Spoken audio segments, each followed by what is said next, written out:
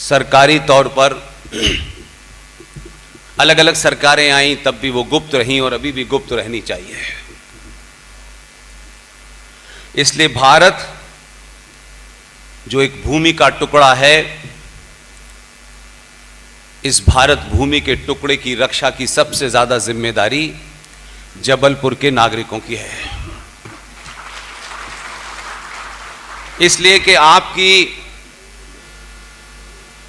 जरा सी चूक, जरा सा लालच पूरे राष्ट्र के लिए खतरा बन सकता है। मैं समझता हूं कि जबलपुर के नागरिक इतने समझदार हैं कि इसके पीछे की मंशा क्या है। इसलिए जबलपुर के लोगों को जबलपुर की एक एक इंच जमीन की रक्षा इसलिए करनी है कि आपके हाथों में भारत की रक्षा है। ये बात कहीं और होती तो शायद उतना महत्व नहीं होता, आज की पीढ़ी को शायद नहीं पता होगा, लेकिन फिर भी मैं इस सार्वजनिक मंच से वो बात नहीं कहूंगा। मैं समझता हूं कि मेरा इशारा आप समझ गए होंगे। जबलपुर में जब 3 साल पहले मैं आया था, तो जिस विषय पे मैं बहुत बोलता था, उसकी ओरिजिनल सोर्स वो मुझे जबलपुर में होगी ये मुझे पता नहीं था। और मुझे खुशी है कि उस परिवार से मैं कैसे जुड़ा, और इस 3-4 साल में मुझे यह दुख भी है कि जबलपुर के गणमान्य नागरिकों ने, 20 लाख यहां के नागरिकों ने, आपके बीच में ऐसे लोग भी थे, अगर आप इनकी भी चर्चा करते, सिर्फ चर्चा करने से पूरी दुनिया को पता चलता कि 22 से 23 साल की उम्र में जब युवाओं में बहुत सारा कैरियर बनाने की चिंता होती है, तब आप ही के जबलपुर का एक युवा वो जबलपुर में नहीं था, वो बंगाल के शांति निकेतन में बैठा हुआ था। क्योंकि हमारे यहां एक बीमारी है कि हमें अपनों की तारीफ करने में शब्द कम पड़ जाते हैं, और तारीफ करने में सोचते हैं इतनी करें इतनी ना करें, क्योंकि कहीं आपकी तारीफ से उसको भारत का रत्न न मिल जाए।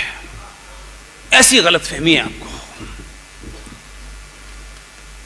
अगर किसी ने भी हमारे बीच में कोई बड़ा काम किया है तो उसकी तारीफ इतनी कीजिए कि हजारों लोग वो प्रेरणा लेकर के वही बनने के लिए खड़े हो जाएं। लेकिन जब सार्वजनिक मंचों से जब पूरा समाज, पूरा राष्ट्र 2-2 कौड़ी के नेताओं के पीछे भागने लगता है, तब राष्ट्र कमजोर हो जाता है।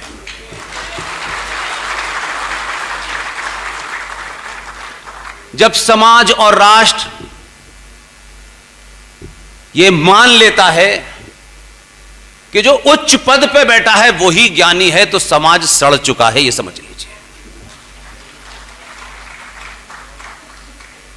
आज के दौर में नहीं, हजारों साल पहले से देख लीजिए, जो जोड़ तोड़ के ऐन कैन प्रकरण से शीर्ष पे बैठ जाते हैं, ज्यादातर महामूर्खी होते हैं।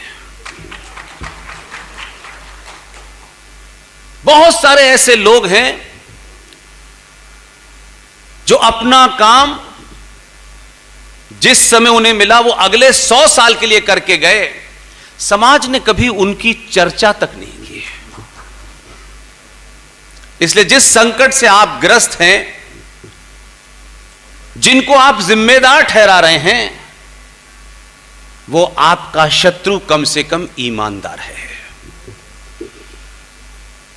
उसने 1400 साल से कभी एक नुक्ता ऊपर से नीचे नहीं किया। आपको लगता हो यह ठीक है या नहीं ठीक है, या आपकी परिभाषा हो सकती है, लेकिन उसका जिस पे यकीन है उसको वो मानता है। आपका यकीन, आपका विश्वास आपके स्वार्थों के हिसाब से चलता है। इसलिए आप उस मूल से भाग रहे हैं और हर गली में 3-3, 4-4 संगठन खड़े हुए हैं। जो आप लोग अपनी जड़ को छोड़ देते हैं तो पत्तों पे पानी लगाने से जड़ कभी मजबूत नहीं होती है। मैं इसलिए कुछ बातों को कहना चाहता हूं कि आज सनातनी ज्यादातर लोगों से मिलता हूं मैं, भावनाओं से भरी हुई बातें जिसका तथ्य से कोई सरोकार नहीं होता। माइक अगर मिल जाए तो प्रवचन 4-4 घंटे तक देते हैं। कोई आदमी यह नहीं कहता कि यह मेरी गलती थी, यह मुझे करना था, मैंने नहीं किया। वो यह समझता है कि मैं तो संपूर्ण हूं, बाकी सब जिम्मेदार हैं। इसलिए जो लोग मठ में बैठे हैं, आश्रमों में बैठे हैं, जिसकी तरफ इशारा किया, जिन्होंने संसार को छोड़ करके भक्ति में लीन हो गए, जिनको न बिजली का बिल देना है, न बच्चे की फीस देनी है, न पत्नी की साड़ी लानी है, वो मठों से निकलने को तैयार नहीं है, जिन मठों के कारण वो सड़कों पे घूम रहे हैं। बल्कि हर चौथे दिन एक नया आश्रम, एक नया मठ बन जाता है। और मठों में बैठने वाले हमारे हजारों संत, उनका पुरुषार्थ हमें साल में एक आध बार, 12 साल में एक आध बार नजर आता है। और वो इस बात पे होता है कि प्रयागराज के तट पर कौन से संत पहले डुबकी लगाएंगे, इस पे तलवारें निकलती हैं।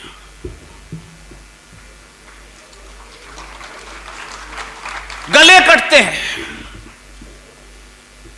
जब खबरें आती हैं कि बहुत बड़ा आश्रम था, चेले ने गुरु को मार दिया, आश्रम पे कब्जा कर लिया, तो इसके अलावा हमें शर्म नहीं आती है। जिन्होंने संसार को सब कुछ छोड़ दिया है संसार के लिए, वो भी कम से कम पाल घर में जब साधुओं की हत्या हो जाती है तो टेलीविजन पे आके बयान देते हैं कि जब कोविड समाप्त होगा तो हम शांति रैली निकालेंगे। स्वयं अपने गले में झांके। सिर्फ संत ही नहीं, हर वो आदमी जो अपने आप को राष्ट्रवादी कहलवाना चाहता है। विचार की बड़ी बात की महाराज जी ने। विचार तो हर चौराहे पे 15 खड़े हुए हैं। दुनिया का कोई विचार जब तक ठीक नहीं होगा जब उसके मूल में उसकी जो करेक्ट इंफॉर्मेशन है वो आपके पास नहीं है। इसलिए सही इंफॉर्मेशन ही नहीं है आपके पास, तो आप सिर्फ ताली बजाने से ज्यादा कुछ कर नहीं सकते। इस 10 साल के सफर में मैंने कोई विचार नहीं दिया, न मैं मानता हूं कि विचारों से कुछ होने वाला है, क्योंकि इतने विचारों की दुकानें खुली हुई हैं कि वो समझ ही नहीं पा रहा आज का 12 साल का बच्चा कि कौन सा विचार और कौन सा अचार खाऊं मैं। आप ये समझते हैं कम से कम 2023 के युवा को, उस बच्चे को जो संचार क्रांति के इस दौर में पैदा हुआ है, आप उस पे अपना विचार, भारी भारी शब्द, बड़े बड़े व्याख्यान उस बच्चे को दे रहे हैं, क्योंकि आपने सत्तू खाया है और जो जिसको बता रहे हैं उसने मैगी खाई है। वो 2 मिनट से ज्यादा आपका ज्ञान नहीं लेना चाहता।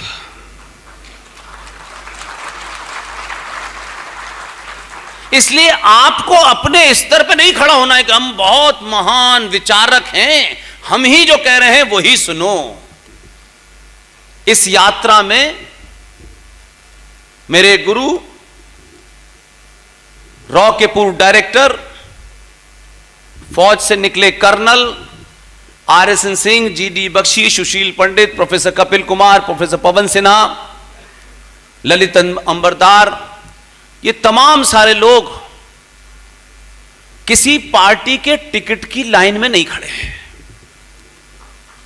देश के किसी संस्थान की अध्यक्षता उन्हें मिल जाए इस लाइन में है ही नहीं। इससे मुझे यह भाव महसूस होता है कि जब आपको किसी से कुछ लेना ही नहीं है तो दुनिया आपको डरा नहीं सकती। कोई ऐसा माई का लाल नहीं है जो खरीद सके। लोग कहते हैं हर एक की कीमत होती है, क्योंकि आप सस्ते में बिकते हैं इसलिए लोगों ने यह राय बना ली है कि कीमत होती है हर एक की। बहुत लोगों की कीमत ही नहीं है, उन्हें आप खरीद ही नहीं सकते। इसलिए जबलपुर में एक ऐसी महान आत्मा, एक ऐसा परिवार भी रहता है जिसने आज से 70-72 साल पहले हम जैसे लोगों की कल्पना की होगी। अपना काम बिना शोर शराबे के, बिना हंगामे के, उस सर्टिफिकेट लेके सरकारों की चापलूसी करने की जगह एक 22 से 23 साल का लड़का अपना काम करके चला गया। आज तक नहीं पता यह जबलपुर के लोगों को। यह छोटी मोटी घटना नहीं है। उन विपरीत परिस्थितियों में जब फूल वाले चाचा और पिताजी के बीच एक बड़ी सांठगांठ थी, उन स्थितियों में जब लोग उनको थाली में सजा के दे रहे थे, वो तब भी शायद आज के भारत की तरफ उनकी कल्पना होगी कि एक ऐसा समय आएगा कि हर एक की बोली लगेगी और हर आदमी अपनी कीमत के लिए तैयार हो जाएगा। तो जो आपके पास आइकॉन हैं, जिनसे आप प्रेरणा ले सकते हैं, उन्होंने वो काम आज किया और उसका आज हमको उस काम का व्याख्यान करने से हमको वाहवाही मिलती है। जबलपुर के शहर में एक ऐसी हस्ती जिसे शायद जबलपुर वालों ने पहले बोला होता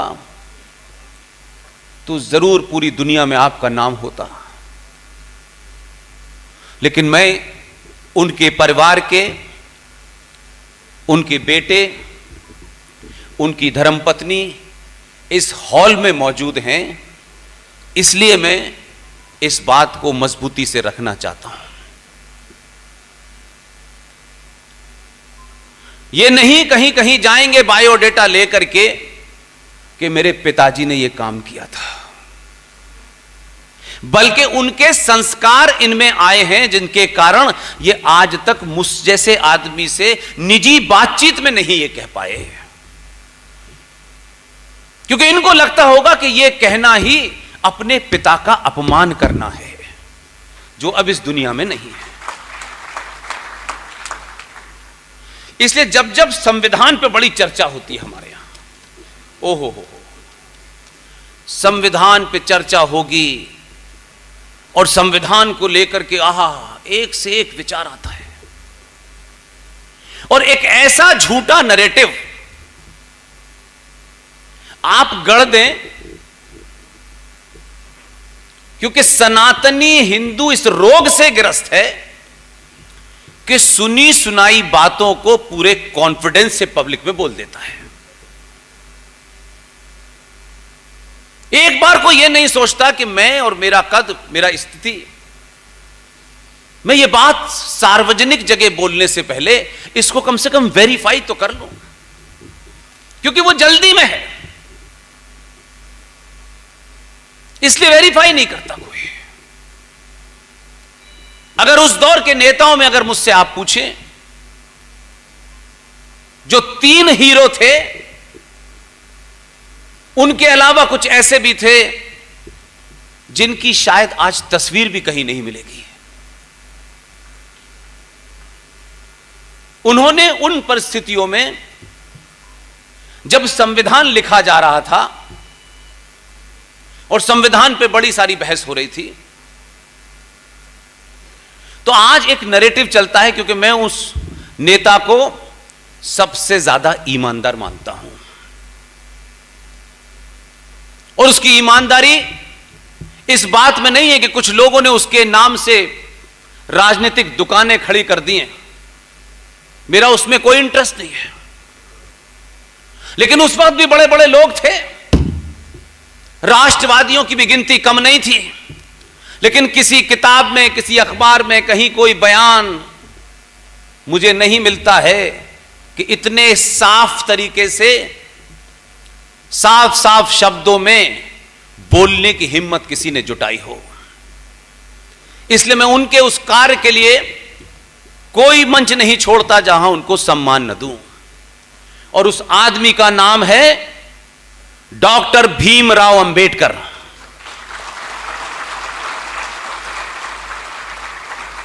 जिस बीमारी से आज चर्चा हो रही है, शहर शहर, गांव गांव लोग इससे चिंतित हैं, इस बीमारी के बारे में उस वक्त ऑन रिकॉर्ड है। ये कोई कही सुनी बातचीत नहीं है। वो जान गए थे, इसी को विजनरी कहते हैं, लेकिन जिनकी विजन कहीं और लगी हुई थी, इस देश ने उन्हें विजनरी बता दिया है। उनका जब भी नाम आता है बताया जाता है कि चचा बड़े विजनरी थे। विजन कहां टिकी हुई थी ये किसी को पता नहीं। विजनरी कौन होगा ये 100 साल के बाद तय होता है, तब पता चलता है कि असली विजनरी कौन था। चाटुकारों से ढोल बजवा करके आप महान तो थोड़ी देर के लिए हो सकते हैं, लेकिन इतिहास में जिस दिन सही बात पता चलेगी, चौराहे चौराहे लोग गला पकड़ के पूछेंगे। Doctor B.R. अंबेडकर ने अपनी एक किताब लिखी है। दगेबाजों ने, जिनका बौना कद हो रहा था, जिनकी ठेकेदारी पे सवाल खड़ा हो सकता था, वो किताबी मार्केट से गायब कर दी। लेकिन किताब गायब होने से हम जैसे लोग तो गायब नहीं हुए। इसलिए B.R. अंबेडकर ने अपनी किताब में लिखा है कि भारत का विभाजन मजहब के नाम पे हुआ था। जब तक भारत की धरती पे एक भी मुसलमान है, तब तक यह विभाजन अधूरा है। बड़े बड़े शेर हैं आजकल तो ब्लैक कैट में घूमते हैं, हिम्मत आज भी नहीं है कि यह बात को रिपीट कर सकें, क्योंकि दलाली और दुकानदारी चलानी है। आपको किसी में हिम्मत नहीं है, यह आज नहीं कहने की हिम्मत है। प्रवचन 5-5 घंटे के सुन लीजिए, क्योंकि भ्रमित करना है। इसलिए आप को दुनिया में जितना भी ज्ञान आपने दिया, सिर्फ एक मूल बीमारी है सनातन की। सनातनी की समस्या सिर्फ इतनी है, और ये ऐसा नहीं है कि जिसके लिए आप जिम्मेदार हैं। जिस पीढ़ी ने ये घुट्टी पिलाई है आपको सुबह शाम, पहले पिताजी ने पिलाई, ईश्वर अल्लाह तेरा नाम सबको सम्मति दे भगवान। एक ब्राह्मण ने जो भजन लिखा था, उसमें कहीं ईश्वर अल्लाह नहीं था, लेकिन पिताजी को यही अच्छा लगा, तो पिताजी ने वो 2 लाइन हटा के ये 2 लाइन डाल दी। अब पूरा देश यही गा रहा है, ईश्वर अल्लाह तेरो नाम।